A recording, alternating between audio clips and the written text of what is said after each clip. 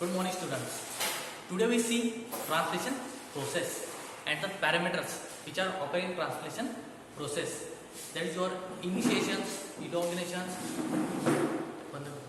and your terminations.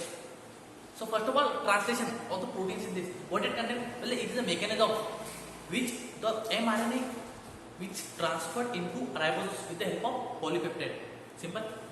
mRNA का जो mRNA ribosome में ट्रांसफर हो रहा है पॉलीपेप्टाइड की मदद से. Okay, so well it require some factors, some acids. One is your amino acids, second is your proteins, your mRNA, your tRNA, your number of ribosomes, your enzymes are there. This is all required for protein synthesis. Well, amino acids are the raw material for protein synthesis. As you know, well, it is a genetic material code. Okay, there are 20 types of amino acids, as you know, we seen last session. Okay, so the DNA control the protein synthesis, which regulates and control all the activities which are focused in our body. So the main factor is your RNA. What RNA does? It is a what can I say? It is a link between the DNA and protein. So it contains two sides. There is your A sides, which are made up of 3 codons. Second is your P sides.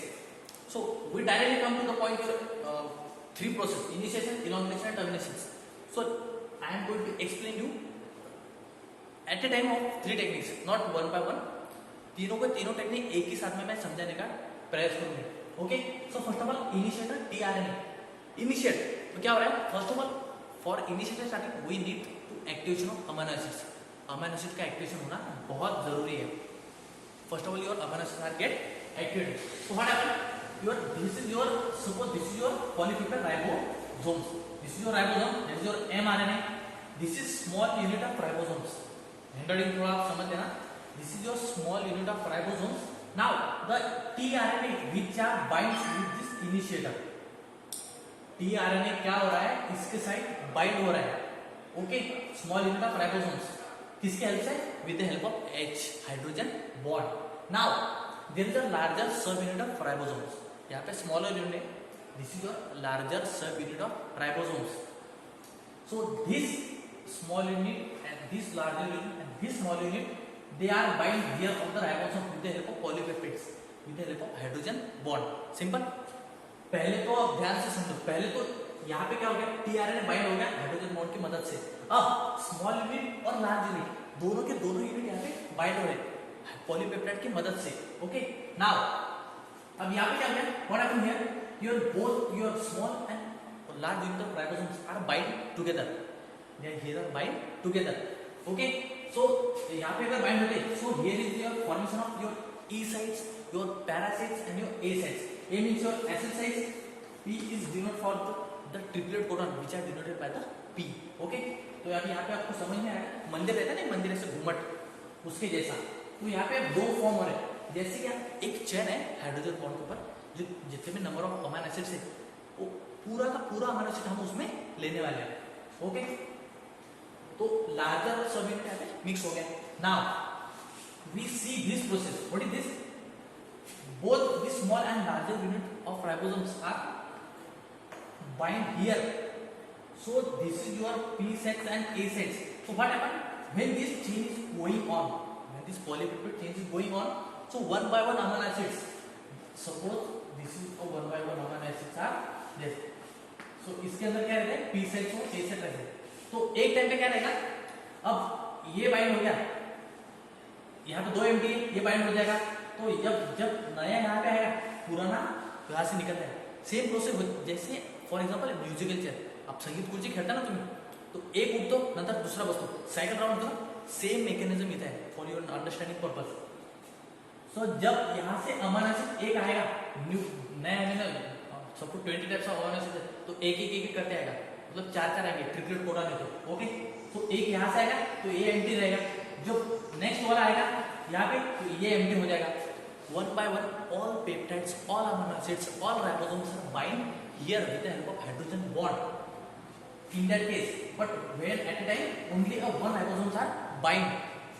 Okay, now what happen? This is your A sites, acyl site. Okay, so now here is a link, this is a peptide link जो एक tree के जैसे जो आता है. This is your peptide link. Peptide link A side, P set, जो ई sets के रहते हैं एमआरएनए टीआरएनए, उसमें बाइंड होते जाता है. So the peptide links are happen here. So this is your sites, E sites और P sites and your A sites. जो राइबोसोम्स है वो एक एक करके बाइंड होते जा रहे हैं उसके ऊपर. समझ में आ रहा है? अभी लास्ट में इनिशिएट तो क्या हो गया कि टीआरएनए खाली उसको इनिशिएट कर रहा है, जो राइबोसोम्स है उस पे आके बाइंड हो रहे हैं हाइड्रोजन बॉन्ड के साथ, उसके हेल्प की मदद की वजह से वो बाइंड हो रहे हैं. इलॉन्गेशन में क्या हो रहा है? इलॉन्गेशन में पूरा प्रोसेस है ये बाइंड होने तक के लेकर जहां तक कि वो सेपरेट नहीं होता वहां तक ये पूरा प्रोसेस आपका इलॉन्गेशन हो गया. This is all your elongation process occurs. Now we come to the end, to the point. This is your terminations. तो how it's going to be occur. अब जैसे मैं आपको पॉलिनेशन में बताया था कि जो एक बर्ड था, एक सपोज एक पेड़ है और एक बर्ड उसका मैच्योर होने के बाद एक अलग से उसका पेड़, जो पेड़ है वो बनाता था तो डिफरेंट होता था. Same a quite like mechanism happen in here. अब यहां तक में आके पॉलीपेप्टाइड चेन आ गया. वो एक फ्लावर के जैसा रहता है, एक फ्लावर के जैसा रहता है वो polypeptide chain. You can see the diagram page number 84 for polypeptide chains. Okay. So what happened? So here we come your last RNA. So what happened? When the ribosomes are bind here, or all the amino acids are get one by one A site, P site and your what can I say E sites. All the amino acids are bind together. जो एक chain के जैसे जब all amino acids उसमें ribosomes आ जाते हैं तब at the end जो mRNA वहाँ पे रिलीज हो जाता है, वहाँ पे डिफरेंशिएट हो जाता है, डिटैच होता है. You can see the diagram page number 84. वहाँ पे देखो जो स्मॉल यूनिट है और small unit ribosomes, large unit ribosomes दोनों डिफरेंशिएट हो रहे हैं, दोनों अलग हो रहे हैं. तो this is your release mRNA. वहाँ पे क्या हो रहा है? रिलीज हो रहा है. जो हाइड्रोजन बॉन्ड का जो साइज है, जो वहाँ पे जो प्रोसेस है, वहाँ पे this is your hydrogen bond. Okay. अब ये जो लार्जर वाला यूनिट है और ये स्मॉलर वाला यूनिट है, this is your larger ribosome and this is your small ribosomes. हो गया. अब यहाँ पे क्या हो रहा है? ये डिटैच हो रहा है. यहाँ पे एमआरएनए आपका रिलीज हो रहा है. रिलीज हो रहा है क्या? प्रोसेस हो गया टर्मिनेशन. आपका एंड आ गया, टर्मिनेशन प्रोसेस हो गया. तो या this by this way your all the translation of proteins happen here. So you require amino acids, you require ribosomes, you require mRNA, tRNA. Number of A sites are there, number of P sites are there. So you can go with once doing your diagram. So this is all about the translation of protein synthesis. Let me conclude again. amino acids लगते हैं, वो पहले उसका activation हो जाता है, उसके बाद तीन प्रोसेस है: इनिशिएशन, इलॉन्गेशन, टर्मिनेशन. इनिशिएट में स्टार्टिंग होना, इनिशिएट करना, क्या कर रहा है? जो राइबोसोम्स है वो उस पर बाइंड हो रहे हैं, इनिशिएट हो रहा है. इलॉन्गेशन सबसे लंबी प्रोसेस है. उसमें क्या होता है? पूरा जहाँ के स्मॉल यूनिट राइबोसोम्स और लार्जर सब यूनिट्स, सो एमआरएनए, टीआरएनए, जो भी जितने भी नंबर ऑफ राइबोसोम्स है, अमीनो एसिड्स है, एक एक करके उसको बाइंड होते जाते हैं. उस बाइंड होते, एक बाइंड हो गया, एक निकल गया, एक बाइंड हो गया, निकल गया. So by this chain like process. So today we stop here. In next session we see the regulation of gene expression. Thank you so much. Have a nice day.